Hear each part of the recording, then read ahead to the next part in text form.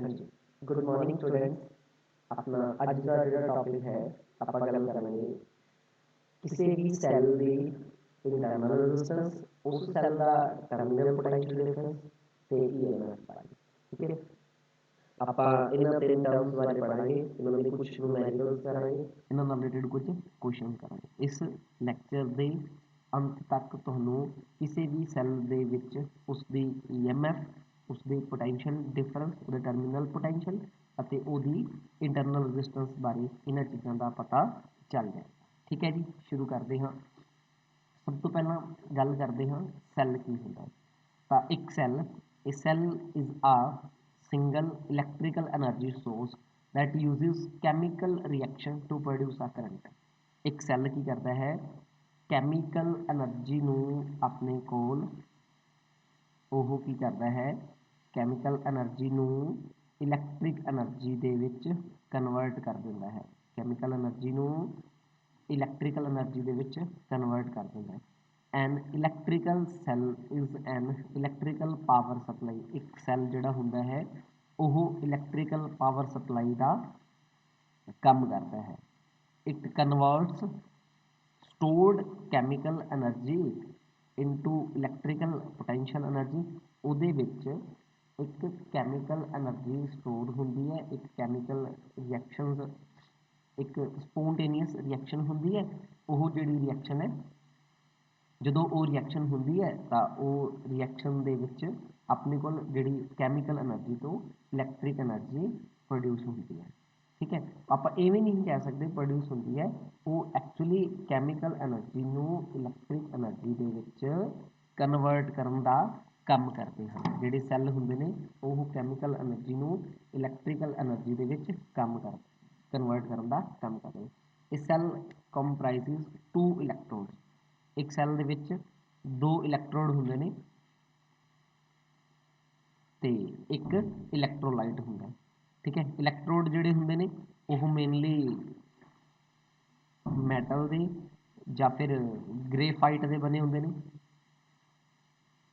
ते इलैक्ट्रोलाइट जिहड़ा हुंदा है वो विच कोई भी कैमिकल हो सकता है, जिहड़े कैमिकल की रिएक्शन होनी हुंदी है, कोई भी कैमिकल हो सकता है। ठीक है, हुण अगर सैल ते डिपेंड करता है, अगर सैल दे विच वो कैमिकल रिएक्शन जिहड़ी है वो अगर रिवर्सीबल हो सकती है तो फिर जिहड़ा सैल है वो अपने कोल की बनता है, चार्जेबल। ठीक है, जे वो रिएक्शन उहदे विच इररिवर्सीबल है तो फिर वो जिहड़ा सैल हुंदा है वो की हुंदा है, सिंगल यूज हुंदा है। ठीक है जी, तो सैल के बारे पता चल गया। एक सैल की हुंदा है, एक डिवाइस हुंदा है जिहड़ा मेनली की करता है, कैमिकल एनर्जी नू electrical energy they which convert कर दिंदा है। ते जदों सैल नू आपां सर्किट दे विच लांदे हां तां सैल दा आह सिंबल हुंदा है। ठीक है, जिहड़ी एक वड्डे वाली साइड है ये पॉजिटिव पोटेंशियल ते हुंदी है, जिहड़ी छोटे वाली साइड है वो अपने कोल नैगेटिव पोटेंशियल। इनू पॉजिटिव टर्मिनल भी कह दिंदे ने सैल दा, इनू आपां नैगेटिव टर्मिनल भी कह दिंदे ने सैल दा। ठीक है जी, उस तो बाद कुछ सैल जिहड़े अपने कोल अवेलेबल होंगे ने, लैब दे विच होंदे ने या आपां डेली यूज़ दे विच यूज़ करते हैं, कुछ सैल जिहड़े आपां यूज़ करते हैं। किहड़े-किहड़े सैल ने, सिंपल इहदे च की हुंदा है, एक कॉपर दी रॉड हुंदी, एक जिंक दी रॉड हुंदी है। ठीक है, ते उहनूं डिल्यूट सल्फ्यूरिक एसिड के सल्यूशन दे विच रखिया हुंदा है, तो कॉपर ते जिंक आपस दे विच रिएक्ट करते हैं तो एक रिएक्शन होंदी है। इवें एक डैनियल सैल हुंदा है, इहदे च कॉपर नूं कॉपर सल्फेट के सल्यूशन च रखिया हुंदा है, जिंक नूं जिंक सल्फेट के सल्यूशन दे विच रखिया हुंदा है, ते दोवां दे विच आपस दे विच दोवां नूं कनैक्ट कीता हुंदा है। इवें एक लैकलांची सैल हुंदा है ते ड्राई सैल हुंदा है। ठीक है, ड्राई सैल हुंदा है जिहड़ा मेनली आपां रिमोट दे विच यूज़ करते हैं। ठीक है, जिहड़ा आपां नॉर्मली घरां दे विच रिमोट दे विच यूज़ करते हैं वो अपने कोल किहड़ा सैल हुंदा है, ड्राई सैल हुंदा है। ये अलग अलग तरह के सैल ने जिहड़े अपने कोल आपां डे टू डे लाइफ दे विच यूज़ करते हैं। ठीक है, उस तो बाद है एक सैल ते एक बैटरी की रिप्रजेंटेशन।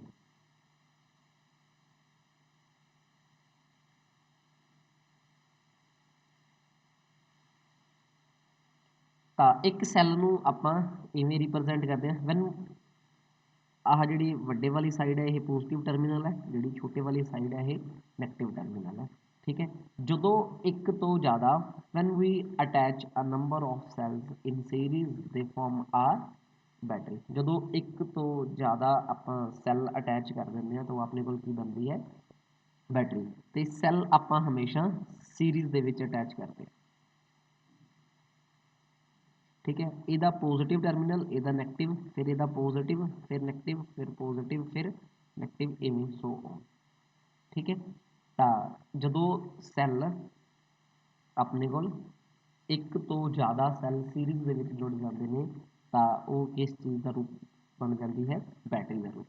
ਇੱਕ ਸੈੱਲ ਤੇ ਇੱਕ ਬੈਟਰੀ ਦੇ ਵਿੱਚ ਸਿਰਫ ਆਹੀ ਫਰਕ ਹੁੰਦਾ ਹੈ, ਸੈੱਲ ਦਾ ਆਪਦੀ ਕੈਮੀਕਲ ਐਨਰਜੀ ਥੋੜ੍ਹੀ ਹੁੰਦੀ ਹੈ, ਬੈਟਰੀ ਦੀ ਥੋੜ੍ਹੀ ਕੈਮੀਕਲ ਐਨਰਜੀ ਜ਼ਿਆਦਾ ਹੋ ਜਾਂਦੀ ਹੈ, ਤਾਂ ਉਹਨੂੰ ਆਪਾਂ ਆਪਦੇ ਕਿਸੇ ਪਰਪਸ ਵਾਸਤੇ ਯੂਜ਼ ਕਰ ਸਕਦੇ ਹਾਂ।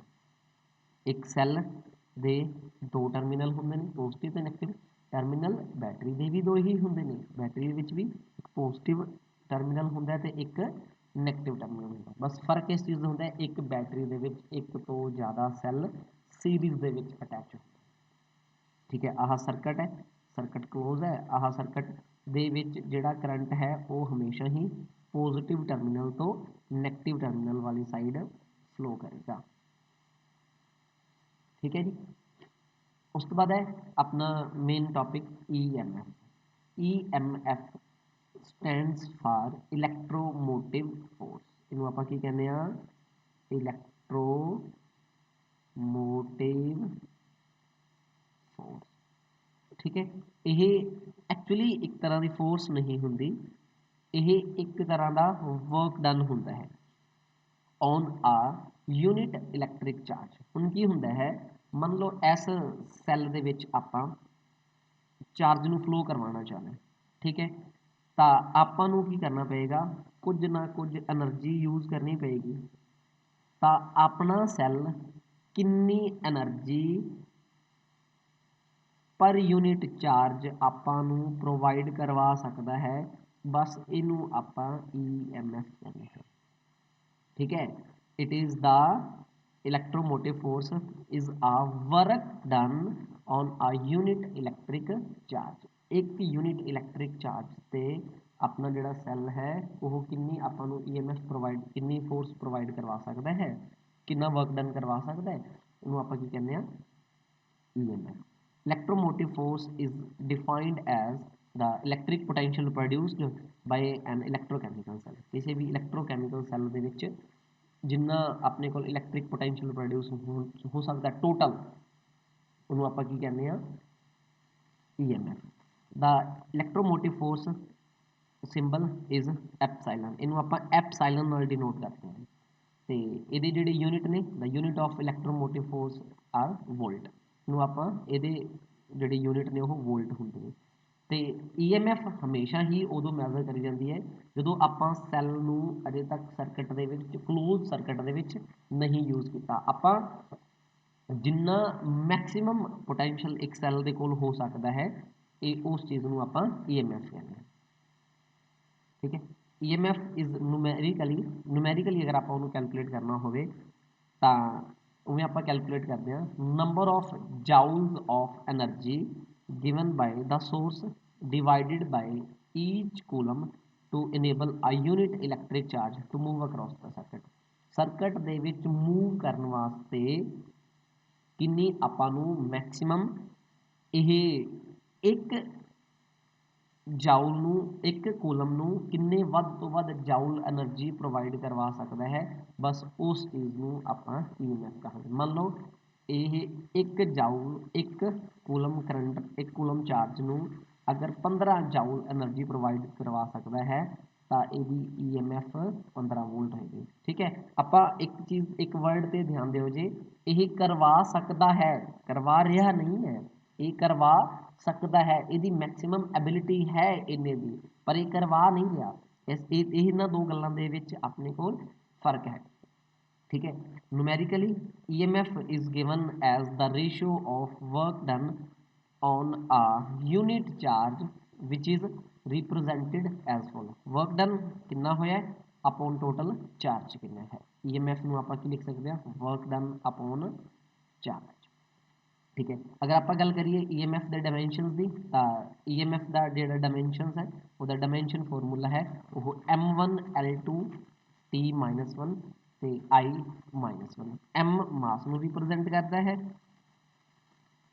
L लेंथ को, T टाइम को, तो I अपने को करंट को रिप्रजेंट। ठीक है जी, हुण ये बेसिस पे एक न्यूमैरिकल करते हैं। एक सैल है जिसकी EMF 1.5 वोल्ट है। How much energy is produced by the cell in 1 second if current of 50 ampere. हुण करंट कितना है 50 मिली एम्पीयर। ठीक है, आपां नूं पता है एनर्जी कढनी है, एनर्जी का फॉर्मूला, एनर्जी तो वर्क इको चीज़ होंगी है, तो आपां की करांगे आह दो फॉर्मूले यूज़ करांगे। अपने को करंट भी है टाइम भी है, पहले आप चार्ज कैलकुलेट करांगे फिर चार्ज तो EMF तो वर्क डन कैलकुलेट करेंगे। ठीक है जी, वर्क डन का फॉर्मूला EMF इंटू चार्ज, आपको पहले चार्ज कैलकुलेट करना है, charge Q is equal to IT। आ फॉर्मूले में चक के ये पुट कर देंगे EMF इंटू Q की जगह पे I इंटू T। EMF की वैल्यू 1.5 वोल्ट, करंट की 50 मिली एम्पीयर, मिली एम्पीयर है तो 50 गुना 10 की power -3। Time 1 second, 75 into 10 raise to power -3, 7.5 into 10 raise to power -2 joule जिहड़ा वर्क है वो अपने कोल अवेलेबल होएगा। ठीक है, ये इस तरह के न्यूमैरिकल्स हो सकते हैं। ठीक है जी, इस तो बाद नैक्सट है सैल पोटैंशियल। हुण की हुंदा है जदों आपां किसी सैल नूं आपां सर्किट दे विच जोड़दे हां, ठीक है, तां सर्किट दे विच जोड़न करके उस सैल दे आपदे जिहड़े इलैक्ट्रोड हुंदे ने, आपदी जिहड़ी इलैक्ट्रोलाइट हुंदे ने ਉਹਦੇ ਵਿੱਚੋਂ ਇਲੈਕਟ੍ਰੋਨਸ ਨੂੰ ਫਲੋ ਹੋਣ ਦੇ ਵਿੱਚ ਦਿੱਕਤ ਆਉਂਦੀ ਹੈ। अगर ਉਹਦੀ ਪੂਰੀ ਐਫੀਸ਼ੀਐਂਸੀ ਮੰਨ ਲਓ 9 ਵੋਲਟ ਦੀ ਹੈ ਤਾਂ ਉਹ 9 ਵੋਲਟ ਡਿਲੀਵਰ ਨਹੀਂ ਕਰ ਪਾਉਂਦਾ। ਜਿਵੇਂ ਉਹਨੂੰ ਸਰਕਟ ਦੇ ਵਿੱਚ ਜੋੜਦੇ ਆ ਉਹ 8.8 ਜਾਂ 8.9 ਵੋਲਟ ਐਫੀਸ਼ੀਐਂਸੀ ਦੇ ਪਾਉਂਦਾ ਹੈ। ਠੀਕ ਹੈ, ਤਾਂ ਇਸ ਚੀਜ਼ ਨੂੰ ਜਿੰਨੀ ਉਹ ਆਪਾਂ ਨੂੰ ਕਲੋਜ਼ਡ ਸਰਕਟ ਦੇ ਵਿੱਚ ਜਿੰਨਾ ਉਹ ਐਫਰਟ ਲਾ ਰਿਹਾ ਹੈ, ਜਿੰਨਾ ਆਪਾਂ ਨੂੰ ਐਕਚੁਅਲ ਦੇ ਵਿੱਚ ਮਿਲ ਰਿਹਾ ਹੈ, ਉਹਨੂੰ ਆਪਾਂ ਕੀ ਕਹਿੰਦੇ ਆ ਸੈੱਲ ਪੋਟੈਂਸ਼ੀਅਲ, ਜਾਂ उस चीज़ को आप कह दें terminal potential of cell. The terminal potential of a cell, the terminal potential difference of a cell is defined as the potential difference between the two electrodes of a cell in a closed circuit। ਜਦੋਂ ਕਿਸੇ cell ਨੂੰ ਇੱਕ closed circuit ਦੇ ਵਿੱਚ ਲਾਵਾਂਗੇ ਜਿੰਨਾ ਆਪਾਂ ਨੂੰ ਪੋਟੈਂਸ਼ੀਅਲ ਉਹ ਉਸ ਸਰਕਟ ਦੇ ਵਿੱਚ ਮਿਲੇਗਾ, ਉਸ ਸਰਕਟ ਨੂੰ ਆਪਾਂ ਉਸ ਪੋਟੈਂਸ਼ੀਅਲ ਨੂੰ ਆਪਾਂ ਕੀ ਕਹਾਂਗੇ सैल पोटैंशियल, जिहड़ा आपां नूं एक्चुअल दे विच मिल रहा है। ठीक है, इनू आपां V नाल डिनोट करते हैं, ये SI यूनिट वोल्ट। ठीक है, SI यूनिट सैल पोटैंशियल दे ते EMF दे सेम होंगे।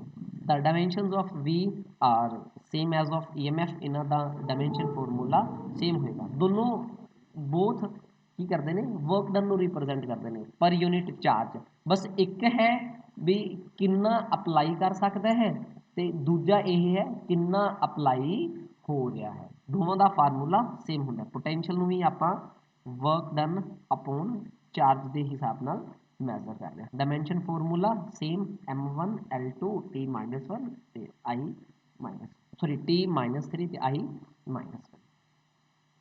ठीक है, टर्मिनल पोटेंशियल डिफरेंस ਨੂੰ ਆਪਾਂ डिफाइन करते हैं is defined as potential difference between the two electrodes of a cell in a close circuit. Close circuit ਦੇ ਵਿੱਚ ਕਿੰਨਾ ਆਪਣੇ ਕੋਲ ਉਹਦੇ ਕਿੰਨੇ ਐਫਰਟ ਲਾ ਰਿਹਾ ਹੈ, ਉਸ ਚੀਜ਼ ਨੂੰ ਆਪਾਂ ਕੀ ਕਹਾਂਗੇ ਸੈੱਲ ਪੋਟੈਂਸ਼ੀਅਲ। ठीक है, जिमें आह अपने को टर्मिनल पोटेंशियल मैजर करना है इस सैल का। ठीक है, आ ਵੀ ਆਪਾਂ ਇੱਕ ਵੋਲਟ ਮੀਟਰ ਲਾਇਆ। ਵੋਲਟ ਮੀਟਰ ਹਮੇਸ਼ਾ ਹੀ ਆਪਾਂ ਸਰਕਟ ਦੇ ਵਿੱਚ ਪੈਰਲਲ ਦੇ ਵਿੱਚ ਲਾਉਂਦੇ ਹਾਂ। ਆਹ ਇੱਕ ਕੀ ਹੈ ਜਿਹੜੀ ਕਲੋਜ਼ਡ ਹੈ, ਆਹ ਇੱਕ ਆਪਾਂ ਰੈਜ਼ਿਸਟੈਂਸ ਲਾਈ ਹੈ ਜਿਹੜੀ ਉਸ ਚੀਜ਼ ਦਾ ਲੋਡ ਮੈਜ਼ਰ ਕਰ ਰਹੀ ਹੈ। ਠੀਕ ਹੈ, ਤਾਂ ਇਸ ਵੋਲਟ ਮੀਟਰ ਦੇ ਵਿੱਚ ਆਪਣੀ ਜਿਹੜੀ ਵੀ ਰੀਡਿੰਗ ਆਏਗੀ ਉਸ ਰੀਡਿੰਗ ਨੂੰ ਆਪਾਂ ਕੀ ਕਹਾਂਗੇ, ਟਰਮੀਨਲ ਪੋਟੈਂਸ਼ੀਅਲ। ਠੀਕ ਹੈ ਜੀ, ਤਾਂ ਟਰਮੀਨਲ ਪੋਟੈਂਸ਼ੀਅਲ ਤੇ EMF ਦੋ ਚੀਜ਼ਾਂ ਕਲੀਅਰ ਨੇ। ਹੁਣ ਤੀਜੀ ਚੀਜ਼ ਆਉਂਦੀ ਹੈ ਇੰਟਰਨਲ ਰੈਜ਼ਿਸਟੈਂਸ। ਠੀਕ ਹੈ, ਹੁਣ ਕੀ ਹੁੰਦਾ ਹੈ, ਹੁਣ ਆਪਾਂ ਇੱਕ ਸੈੱਲ ਲੈ ਕੇ ਆਉਂਦਾ ਮਾਰਕੀਟ ਦੇ ਵਿੱਚੋਂ, ਉਸ ਸੈੱਲ ਦੇ ਉੱਪਰ ਲਿਖਿਆ ਹੋਇਆ ਸੀ 9 ਵੋਲਟ। ਆਪਾਂ ਨੂੰ ਉਹਨੇ ਐਫੀਸ਼ੀਐਂਸੀ ਦਿੱਤੀ 8.8 ਵੋਲਟ ਦੀ। ਹੁਣ ਮਤਲਬ ਉਹਦੇ ਤੇ ਇਹਦੇ ਵਿੱਚ ਕਿਸੇ ਨਾ ਕਿਸੇ ਚੀਜ਼ ਦਾ ਗੈਪ ਆ ਗਿਆ। ਬਸ ਇਹ ਗੈਪ ਜਿਸ ਵਜ੍ਹਾ ਕਰਕੇ ਆਇਆ ਹੈ ਉਸ ਚੀਜ਼ ਨੂੰ ਆਪਾਂ ਕੀ ਕਹਿੰਦੇ ਹਾਂ, ਇੰਟਰਨਲ ਰੈਜ਼ਿਸਟੈਂਸ ਆਫ ਸੈੱਲ। ਹੁਣ ਸੈੱਲ ਦੇ ਵਿੱਚ ਆਪਦੇ ਜਿਹੜੇ ਇਲੈਕਟ੍ਰੋਲਾਈਟ ਹੁੰਦੇ ਨੇ, ਉਹ ਉਹਨਾਂ ਵਿੱਚੋਂ ਇਲੈਕਟ੍ਰੋਨਸ ਨੂੰ ਲੰਘਣ ਦੇ ਵਿੱਚ ਰੁਕਾਵਟ ਆਉਂਦੀ ਹੈ। ਆਪਾਂ ਨੂੰ ਪਤਾ ਹੈ ਇਲੈਕਟ੍ਰੋਨਸ ਦੇ ਫਲੋ ਨੂੰ ਆਪਾਂ ਕਰੰਟ ਕਹਿੰਦੇ ਹਾਂ, ਤੇ ਇਲੈਕਟ੍ਰੋਨਸ ਦੇ ਫਲੋ ਦੇ ਵਿੱਚ ਆਈ ਰੁਕਾਵਟ ਨੂੰ ਆਪਾਂ ਕੀ ਕਹਿੰਦੇ ਹਾਂ, ਰੈਜ਼ਿਸਟੈਂਸ। ਠੀਕ ਹੈ, ਤੇ ਜਿਹੜੀ ਰੈਜ਼ਿਸਟੈਂਸ ਸੈੱਲ ਦੇ ਅੰਦਰ ਹੁੰਦੀ ਹੈ, ਸੈੱਲ ਦੇ ਬਾਹਰ ਸਰਕਟ ਦੇ ਵਿੱਚ ਨਹੀਂ, ਸੈੱਲ ਦੇ ਅੰਦਰ ਹੁੰਦੀ, ਸੈੱਲ ਦੇ ਵਿੱਚ ਹੁੰਦੀ ਹੈ। ਠੀਕ ਹੈ, ਉਸ ਰੈਜ਼ਿਸਟੈਂਸ ਨੂੰ ਆਪਾਂ ਕੀ ਕਹਿੰਦੇ ਹਾਂ, ਇੰਟਰਨਲ ਰੈਜ਼ਿਸਟੈਂਸ। ਉਸ ਰੈਜ਼ਿਸਟੈਂਸ ਨੂੰ ਆਪਾਂ ਕੀ ਕਹਿੰਦੇ ਹਾਂ, ਇੰਟਰਨਲ ਰੈਜ਼ਿਸਟੈਂਸ। ठीक है, the internal resistance refers to the opposition to the flow of current offered by cells and batteries themselves, resulting in the generation of heat। ਇਹਦੇ ਨਾਲ heat produce ਹੋ ਸਕਦੀ ਹੈ ਜਾਂ maybe ਥੋੜਾ ਬਹੁਤਾ sound ਵੀ produce ਹੋ ਸਕਦਾ ਹੈ। ਠੀਕ ਹੈ, it is denoted by R। ਇਹਨੂੰ ਆਪਾਂ small r ਨਾਲ denote ਕਰਦੇ ਹਾਂ। ਇੰਟਰਨਲ ਰੈਜ਼ਿਸਟੈਂਸ ਦੇ ਜਿਹੜੇ ਯੂਨਿਟ ਨੇ ਉਹ ਸੇਮ ਉਹੀ ਹੋਣਗੇ ਜੋ ਰੈਜ਼ਿਸਟੈਂਸ ਦੇ ਯੂਨਿਟ ਹੋਣਗੇ। ठीक है जी, ਹੁਣ ਇਹਨਾਂ ਦੇ ਵਿੱਚ ਆਪਾਂ ਰਿਲੇਸ਼ਨ ਫਾਈਂਡ ਕਰਨਾ ਚਾਹੁੰਦੇ ਹਾਂ, EMF पोटेंशियल, टर्मिनल पोटेंशियल ਤੇ R रेजिस्टेंस। ठीक है, ਹੁਣ ਮੰਨ ਲਓ ਆਪਾਂ ਇਸ ਰਿਜ਼ਲਟ ਨੂੰ ਐਵੇਂ ਸਮਝਿਆ, ਆਪਾਂ 9 ਵੋਲਟ ਦਾ ਸੈੱਲ ਲੈ ਕੇ ਆਂਦਾ, 8.8 ਆਪਾਂ ਨੂੰ ਉਹਨੇ ਐਫੀਸ਼ੀਐਂਸੀ ਦਿੱਤੀ। ਠੀਕ ਹੈ, ਮਗਰ ਕਿੰਨਾ ਬਚਿਆ 0.2, ਤਾਂ ਆਪਾਂ ਇਵੇਂ ਲਿਖਾਂਗੇ 9 volt is equal to 8.8 plus 0.2। ਠੀਕ ਹੈ, ਹੁਣ ਤਿੰਨਾਂ ਦਾ ਪੋਟੈਂਸ਼ੀਅਲ ਸੇਮ ਹੋਣਾ ਚਾਹੀਦਾ ਹੈ, ਤਿੰਨਾਂ ਦੇ ਯੂਨਿਟ ਸੇਮ ਹੋਣੇ ਚਾਹੀਦੇ ਨੇ। 9 ਵੋਲਟ ਨੂੰ ਆਪਾਂ EMF ਲਿਖਤਾ, ਆਪਣੇ ਕੋਲ V ਆ ਗਿਆ, ਪਲੱਸ ਹੁਣ R ਰੈਜ਼ਿਸਟੈਂਸ ਦੇ ਵਿੱਚ ਮੰਨ ਲਓ ਸਰਕਟ ਦੇ ਵਿੱਚ I ਕਰੰਟ ਫਲੋ ਕਰ ਰਿਹਾ ਹੈ। ਠੀਕ ਹੈ, ਤਾਂ ਇਸ ਸੈੱਲ ਦੇ ਵਿੱਚ ਜਿਹੜਾ ਪੋਟੈਂਸ਼ੀਅਲ ਡ੍ਰੌਪ ਹੋਇਆ ਹੈ ਉਹ ਕੀ ਹੋਏਗਾ, I ਇੰਟੂ R। ਇਹ ਕੀ ਲਿਖਿਆ ਜਾਵੇਗਾ, I ਇੰਟੂ R। ਤੇ EMF is equal to SV ਨੂੰ ਆਪਾਂ ਕੀ ਲਿਖ ਸਕਦੇ ਹਾਂ, IR ਪਲੱਸ IR, ਕਿਉਂਕਿ V is equal to IR ਆਪਾਂ ਨੂੰ ਪਤਾ ਹੈ, ਤਾਂ I ਕਾਮਨ ਆ ਜਾਏਗਾ। ਅਗਰ ਆਪਾਂ ਇੱਥੋਂ R ਦੀ ਵੈਲਿਊ ਕੈਲਕੂਲੇਟ ਕਰਨਾ ਚਾਹੁੰਦੇ ਹਾਂ ਤਾਂ I, ਠੀਕ ਹੈ, E upon I is equal to R plus R, ਤੇ R इज इक्वल टू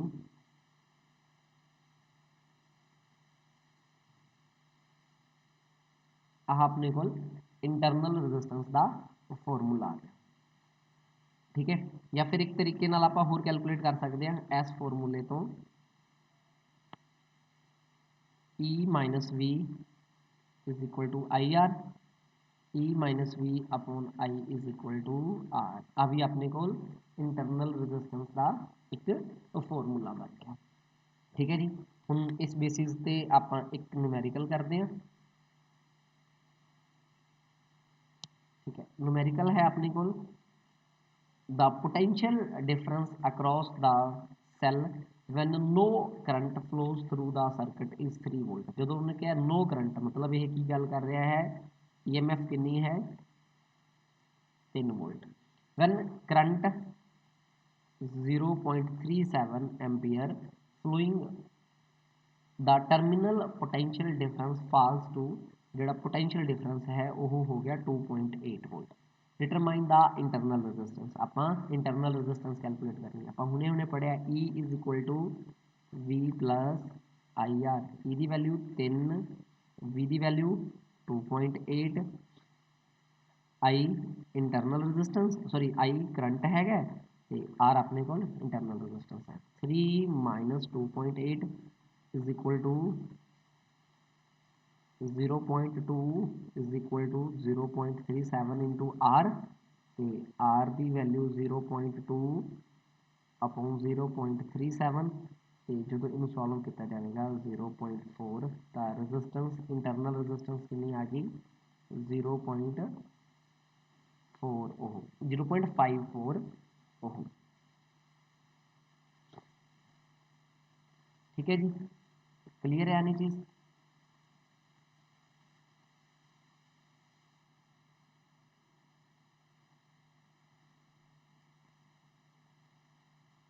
ठीक है, उस तो बाद एक दो न्यूमेरिकल्स ने, द रेशो ऑफ EMF ਤੇ टर्मिनल पोटेंशियल की जी रेशो है, EMF ਤੇ टर्मिनल पोटेंशियल की जी रेशो है, वो हमेशा ही जोड़ा EMF है वो V नालों ज़्यादा होएगा, इन्हों की जी रेशो है वो हमेशा ही ग्रेटर दैन 1 होएगी, वो हमेशा ही ग्रेटर दैन 1 होएगी। अगर कुछ ना कुछ भी इंटरनल रेजिस्टेंस है तो जी EMF की वैल्यू है वो हमेशा ही 1 नालों वड्डी होएगी, तो ऑप्शन की आएगी बी ऑप्शन इज करैक्ट।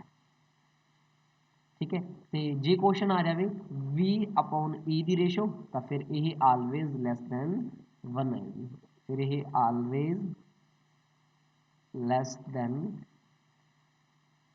1 आएगी। जेकर पूछे E अपॉन V की रेशो तो वह ग्रेटर दैन 1 आएगी, जो पूछे V अपॉन E की रेशो वो हमेशा ही लैस दैन 1 है। अगला क्वेश्चन है SI unit of internal resistance, internal resistance के SI यूनिट। इंटरनल रेजिस्टेंस भी एक तरह की रेजिस्टेंस होंगी है, तो वो यूनिट की होंगे ओहम होंगे, वो यूनिट की होंगे ओहम होंगे। अपने को की है सी ऑप्शन इज करैक्ट। ठीक है, तो जे आप बाकी की गल करिए तो वोल्ट कि यूनिट होंगे ने EMF के भी ते पोटेंशियल के भी। ठीक है, आप गल करिए एम्पीयर की, यह यूनिट होंगे ने करंट के, कूलम आप गल करिए तो यह यूनिट होंगे ने चार्ज के। ठीक है जी, एक क्वेश्चन होर करते हैं,